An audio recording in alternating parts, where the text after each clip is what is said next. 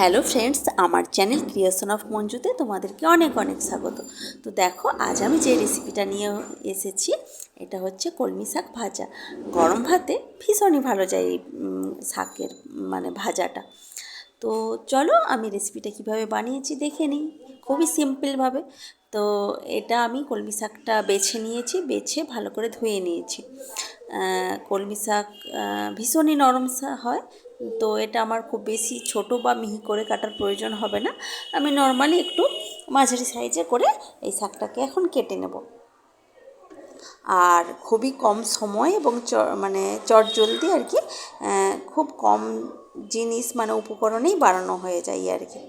তো আমার শাকটা তো আমি কাটছি, তো চলো শাকটা কেটে নিই, তারপর আমি রান্নাটা শুরু করব।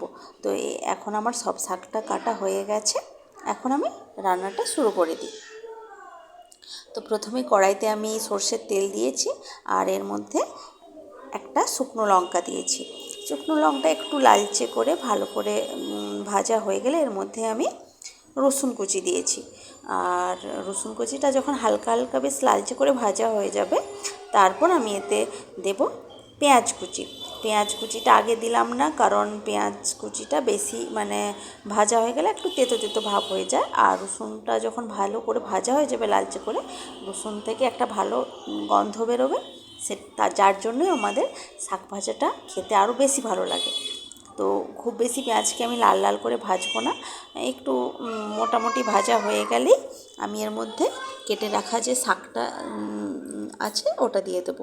আর আমি শাকটা কাটার পর আরেকবার ধুয়ে নিয়েছিলাম হালকা করে, কারণ এই শাকে অনেক ধরনের বালি টালি থাকে, তো সেই জন্য।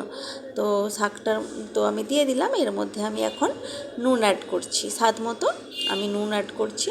তো নুনটা দেওয়ার ফলে শাকটা থেকে জল বেরিয়ে যাবে, তো যার জন্য আমাদেরকে আলাদা করে শাকটাকে কোনো রকমভাবে সেদ্ধ করতে হবে না, আর বা জলও অ্যাড করতে হবে না।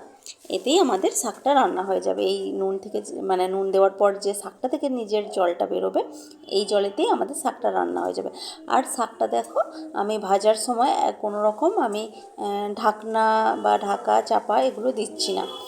এতে করে শাকের যে সবুজ যে কালারটা এটা চেঞ্জ হয়ে যায়, অতটা সবুজ থাকে না ঢাকনাটা দেওয়ার ফলে, একটু লালচে টাইপের ভাব চলে আসে। তো এই শাকটা তো সেদ্ধ হতে একদমই টাইম লাগে না, সেই জন্য আমি আর ঢাকনাটাও ব্যবহার করছি না। এরমভাবেই আমি নেড়ে চেড়ে হালকা করে, গ্যাসটার আঁচটা আমি মিডিয়াম রেখেছিলাম, তো এরমভাবে নেড়ে চেড়ে আমি শাকটা ভেজে নিয়েছি। আর আমার চ্যানেলে যারা নতুন এসেছো তাদের কাছে অনুরোধ রইল, প্লিজ আমার চ্যানেলটি সাবস্ক্রাইব করে আমার পাশে থাকো বা থাকবেন। লাইক করবেন, কমেন্ট করবেন, শেয়ার করবেন প্লিজ।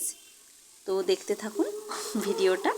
তো আমার শাকটা প্রায় হয়েই গেছে, এখন আমি শাকটাকে নামিয়ে নেব। আর বেশি ভাজার প্রয়োজন হবে না, আমার শাকটা যতটা প্রয়োজন ভাজা হয়ে গেছে।